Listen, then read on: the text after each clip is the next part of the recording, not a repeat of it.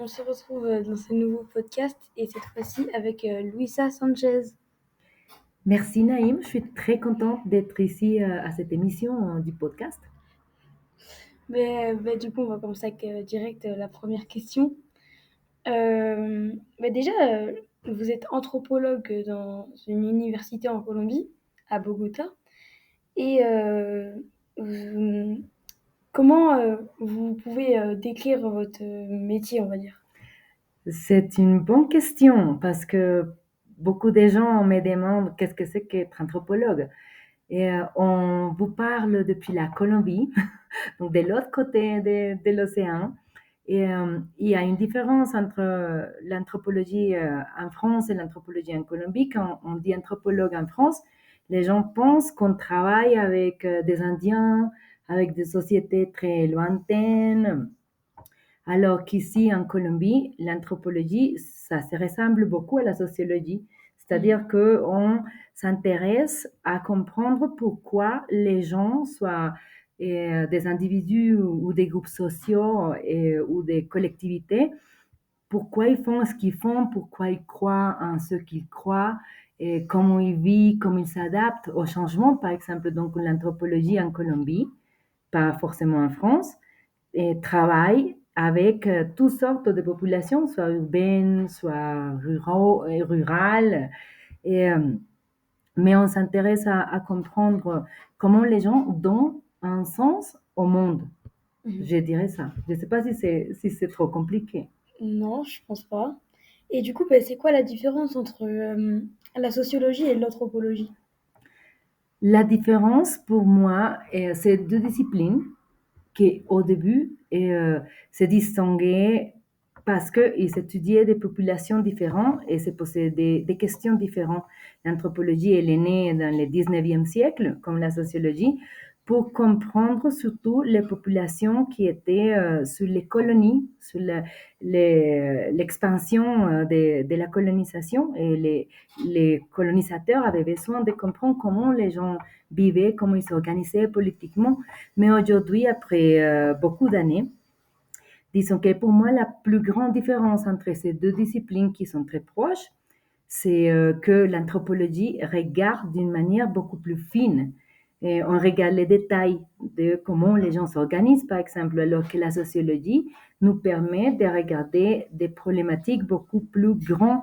Et c'est-à-dire que pour moi, l'anthropologie, c'est comme si on avait un microscope pour comprendre les sociétés, alors que la sociologie, c'est comme avoir un télescope. Tu, tu peux regarder les sociétés d'un point de vue beaucoup plus grand. Mais si tu veux, les deux sont très complémentaires. C'est pourquoi moi, j'ai fait des études en anthropologie ici en Colombie. Ensuite, je suis partie en France pour faire des études en sociologie, justement pour avoir ces deux regards sur le monde. Et du coup, on en vient. Comment vous avez eu l'idée et c'était quoi votre intention? Vous voulez devenir quoi avant comme métier? C'est une très jolie question, celle-là, parce que moi, j'ai décidé d'étudier l'anthropologie quand j'étais très petite, quand j'avais 6 ans. Et ça a à voir avec le fait que mon père, il est sociologue, mais tout le monde pense qu'il est anthropologue. Il a travaillé avec des Indiens de la Colombie toute sa vie. Donc, j'ai grandi dans une maison où il y avait beaucoup de visites des Indiens de la Colombie qui venaient à Bogota et faire des démarches et depuis la forêt, depuis des territoires très lointains. Et de ce fait, j'avais beaucoup de curiosité. Et je me demandais, depuis que j'étais petite, comment les gens pouvaient être si créatifs et si imaginatifs par rapport au changement qu'ils vivaient. Et quand j'avais 6 ans, j'ai eu l'opportunité d'aller à Paris parce que j'ai un oncle qui habite à Paris. Et mon oncle et mon père, ils m'ont amené à l'ancien musée de l'homme. C'est le musée qu'aujourd'hui on appelle le Quai Branly. Et à ce musée-là, à l'ancien musée de l'homme, j'ai retrouvé des objets d'une société qui m'a passionnée. Et c'était la société inuit, les sociétés de l'Arctique. Donc les Esquimaux, ce qu'on appelle les Esquimaux Et c'est très péjoratif comme mot. Aujourd'hui, on les appelle les Inuits. Et moi, qui viens du tropique, j'ai trouvé ça tellement intéressant d'imaginer comment on pouvait s'adapter à un monde de neige. Et là, au Musée de l'Homme, ils avaient toute une exhibition des outils, de la culture matérielle de ces gens-là. Et à ce moment-là, je me suis dit, je veux être anthropologue parce que j'étais fascinée par la manière dont les humains, on peut s'adapter à des milieux très extrêmes, dans ce cas-là, à la neige, au froid extrême, qui est très bizarre pour moi parce que même si j'habite à Bogota, Bogota il fait froid. Pour les gens qui nous écoutent en France, qui imaginent qu'ici il fait chaud, non, ici il fait froid, on est à 2600 mètres. Mais quand même, on n'a pas la neige ici. On n'a jamais vu la neige à Bogota ou en Colombie. Donc ça m'a fasciné, ça m'a passionné de comprendre comment on pouvait s'adapter à des milieux si difficiles. Et c'est comme ça que j'ai décidé de devenir anthropologue. Depuis que j'étais toute petite, et j'ai jamais changé d'avis. Et donc j'étais très décidée. Mais si j'avais pas fait l'anthropologie, j'aurais bien voulu avoir des podcasts. Par exemple, c'est un métier que j'aimerais bien faire un jour, quoique j'aime beaucoup l'anthropologie. Et est-ce que vous avez déjà écrit des livres ou fait d'autres projets, par exemple, je sais pas. Oui, j'ai écrit un livre il y a longtemps. C'était mon mémoire de master quand j'étais en France.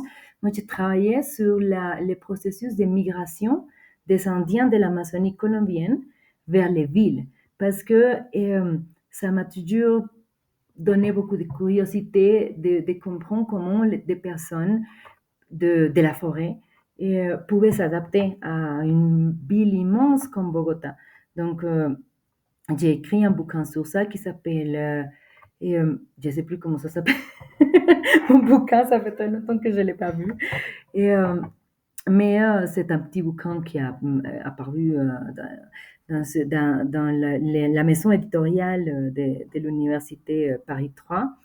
Et après, j'ai écrit quelques articles sur ces processus migratoires des Indiens. J'ai travaillé sur ça plein d'années de ma vie. Après, j'ai changé de sujet.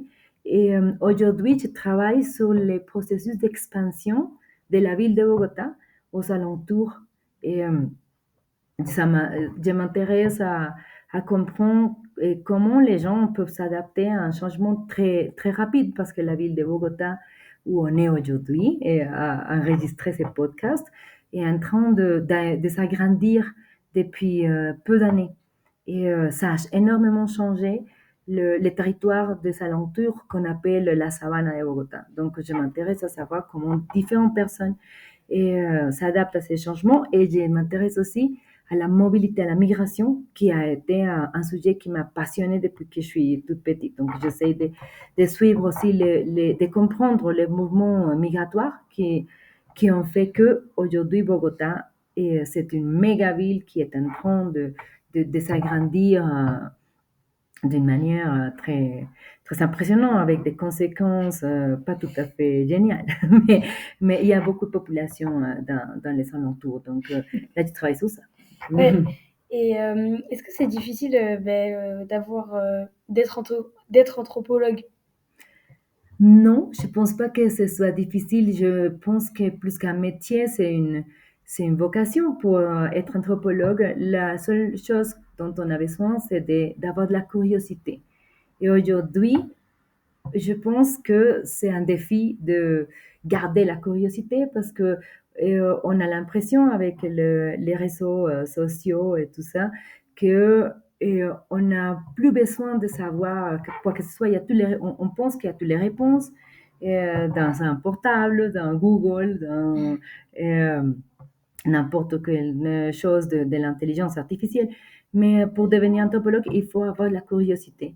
Mais et aussi, il faut savoir s'adapter à d'autres coutumes, à d'autres cultures et avoir cette capacité de vivre la vie des autres et de vouloir apprendre de la vie des autres. Mais je pense que c'est plutôt une question de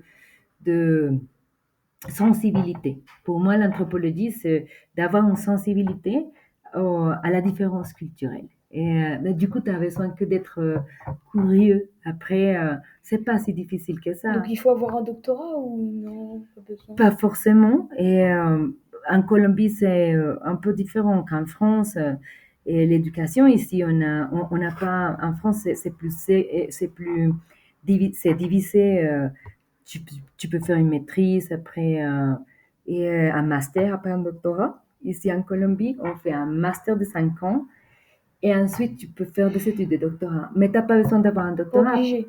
T'es pas obligé de faire un doctorat parce que la plupart d'anthropologues, ça c'est une différence aussi entre la France et la Colombie, c'est que les anthropologues ont plus que chercheurs et plus que professeurs et on travaille on fait l'anthropologie appliquée, très pratique. On travaille par exemple pour l'État colombien. L'État, Mhm. ici on a, je ne sais pas si ça peut être très intéressant pour la France parce que la France est un pays qui s'est dit une seule république, une seule langue, et on est tous pareils apparemment, alors qu'en Colombie, on a vraiment beaucoup de populations différentes. Donc, et, ça fait que ici, par exemple, on parle 106 langues indiennes et on a plus de 100 groupes indiens et on a une immense population afro-colombienne et on a aussi des Roms. Et, donc, toutes ces populations font que ici en Colombie, on a besoin de comprendre beaucoup de choses et parfois de faire la voix pour qu'ils puissent parler avec l'État. Donc ici, l'anthropologie, c'est très appliqué. Et du coup, on n'a pas besoin, et tu n'es pas obligé de faire un doctorat, mais c'est un métier qui est très appliqué. On a reçu pas mal de problèmes ici en Amérique latine. Donc, on n'est pas, il y en a des chercheurs, bien sûr, des professeurs, mais c'est pas tout ce que tu peux faire. Aujourd'hui, l'anthropologie travaille dans tous les domaines, même dans l'entreprise, dans les milieux privés, dans la campagne, mais aussi dans les villes. Écoutez, ben, merci d'avoir participé à ce podcast et on se retrouve pour le prochain épisode. Merci beaucoup, je suis très contente, très honorée de participer à cette émission. Au revoir. Au revoir.